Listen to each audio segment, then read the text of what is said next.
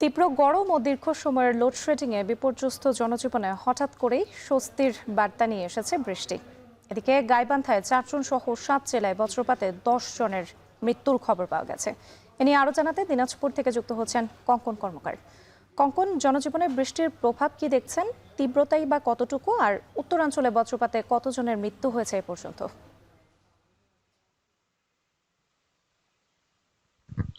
রাত্রে আপনি যেমনটি বলছিলেন, তীব্র গরম বলা যায় যে দিনাজপুর সহ উত্তরাঞ্চলের বিভিন্ন জেলাতে প্রায় 1 সপ্তাহ ধরে তীব্র গরম এবং কোথাও কোথাও মৃদু মৃদু আহ, আহ, গরম চলছে। তো এই অবস্থায় কিন্তু আপনি জানেন যে দিনাজপুরে গত মঙ্গলবার 37 ডিগ্রি সেলসিয়াস তাপমাত্রা রেকর্ড করা হয়েছে।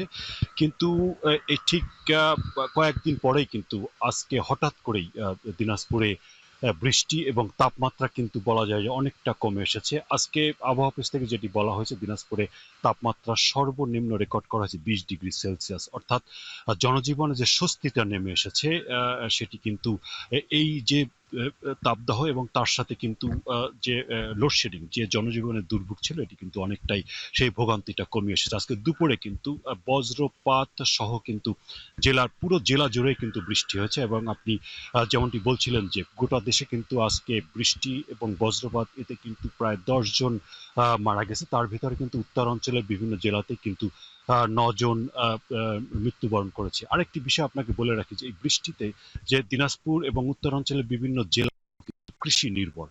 সেক্ষেত্রে আপনি জানেন যে তেল সংকট এবং যে তাপদাহ চলছিল, সেক্ষেত্রে কৃষিতে কিন্তু এটি অনেকটাই পজিটিভ ভাবে কাজ করবে এমনটাই বলছেন কৃষক। আর সেই সাথে আপনি জানেন যে একটু এই তাপদাহ এবং লোডশেডিং, যেটি আপনার দিনাজপুরের যে তাপ বিদ্যুৎ কেন্দ্র, সেটিও কিন্তু যে ত্রুটির কারণে বন্ধ হয়েছে, সেটিও কিন্তু মেরামতের কাজ চলছে এবং এটি যদি হয় তাহলে আপনার জাতীয় গ্রিডে কিন্তু আরো 55 থেকে 50 60 মেগাওয়াট বিদ্যুৎ যোগ হবে। পাশাপাশি আপনি জানেন যে দিনাজপুরে আহ, যে যে তাপদাহ, সেটার কারণে কিন্তু যে পোলট্রির যে ইন্ডাস্ট্রিগুলো, সেগুলো ক্ষতিগ্রস্ত হয়েছে এই বৃষ্টির কারণে। সেটি কিন্তু আহ, অনেকটাই সেই ক্ষতির মুখ কাটিয়ে উঠবে বলে এখানকার ব্যবসায়ীরা বলছেন। তো এই ছিল রাত্রি দিনাজপুর থেকে বৃষ্টির যে স্বস্তির খবর, সেটি জানাচ্ছিলাম আপনার মাধ্যমে দর্শকদেরকে। বৃষ্টিপাতের খবর জানাতে দিনাজপুর থেকে যুক্ত ছিলেন কঙ্কন কর্মকার।